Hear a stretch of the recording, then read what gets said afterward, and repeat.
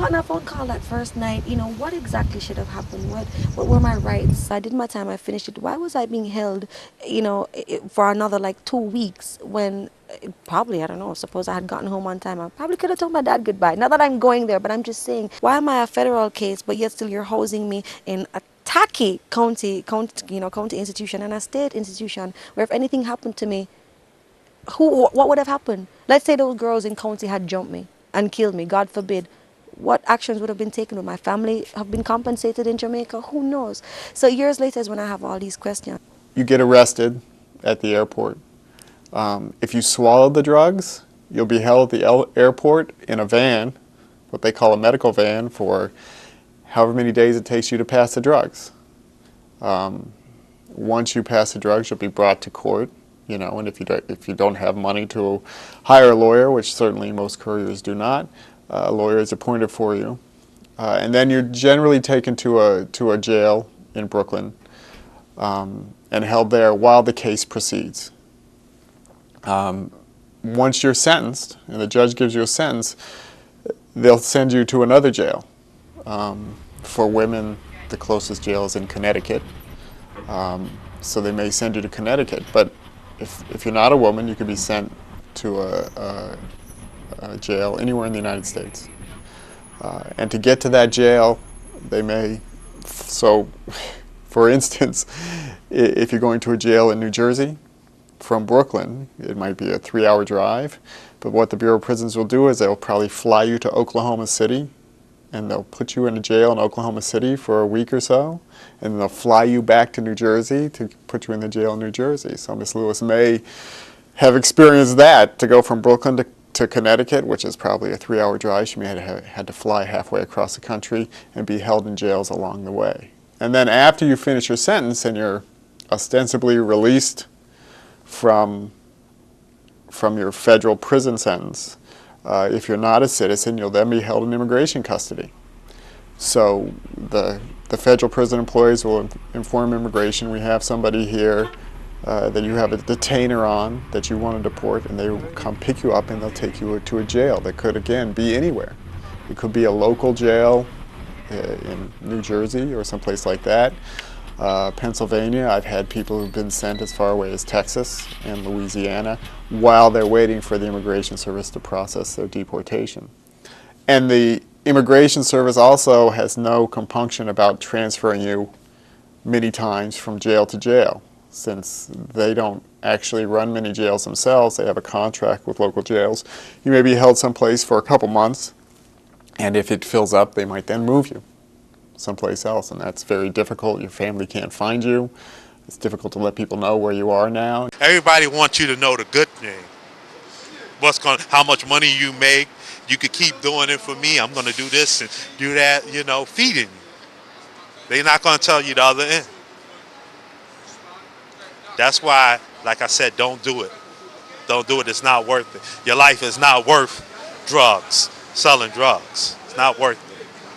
You couldn't believe the scientific things we have to stop a person from bringing drugs in the United States. If you get away, which I doubt, you're going to come back again and want to do it again. And you're going to want to bring more. The more you bring, the more your sentence is. Because the judges are not playing out here. You could possibly wind up getting killed, or you can wind up being locked up for a long time. You're losing your freedom. Is it worth it? It's not worth it. If you come here and you selling drugs, we don't want you here. We don't have to deal with you. We just ship you back. That's the bottom line. And let your country deal with you. There's no pardon. There used to be before 1996. You used to be able to get a hearing in front of a judge, sort of like a hardship hearing, that says that I shouldn't be deported because my children are here, my parents are here. But they changed the law in 1997, and drug crimes, along with a lot of other crimes that are deemed aggravated felonies, bar you from asking for any relief. So for the last, let's say, 12 years, there has been no way to alleviate that situation. So if you're convicted of that crime, you'll be deported. And usually when they are deported, we would collect them at the airport. They are brought down, and usually a chartered flight, and we would, collect them at the airport and have them processed. Try to get some basic information from them, where they will be staying and so on, whilst they have returned.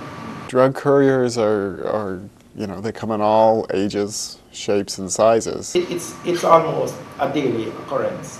The authorities in Europe and in North America we're looking out mostly for Jamaicans to be engaged in this practice. So what they do, take the drugs to Trinidad, and then another set of couriers with Trinidadian or other Eastern Caribbean nationality would take the drug to these destinations. It can happen to you. Something that plagues our society on a whole in Jamaica.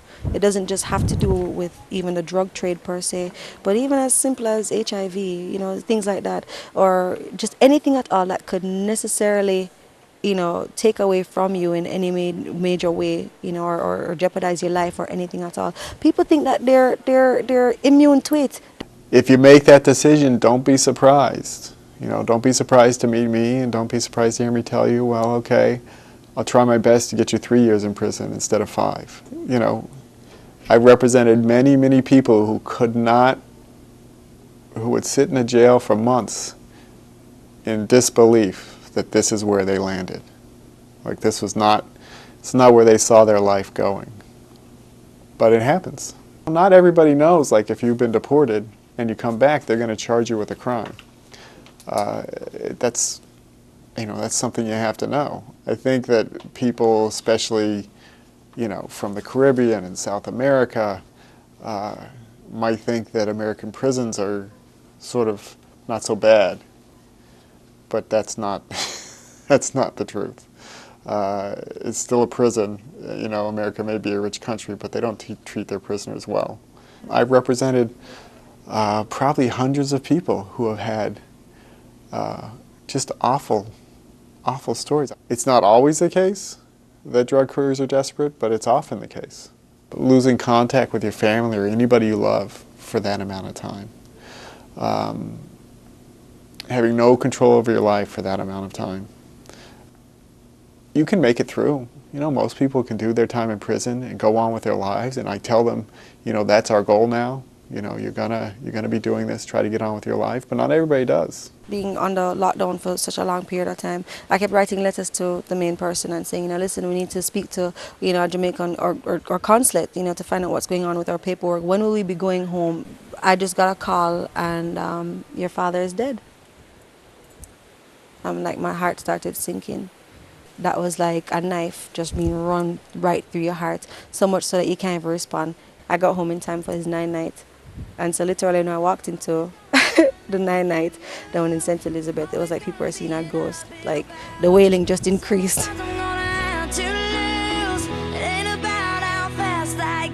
Anything that can go bad will, yeah. Drug trafficking has fast become a force officials contend with on a daily basis. The eradication an insurmountable task. This even with the hard work being put in by security officials both locally and internationally. While no excuse will suffice, nothing can be gained by ignoring what possible cause may be leading to this growing pain. And all must be done by even us citizens to do what we must to aid in the stemming of this cycle. From the streets to the offices, to the heroes we meet, we bring to you our very own Locked Up Abroad.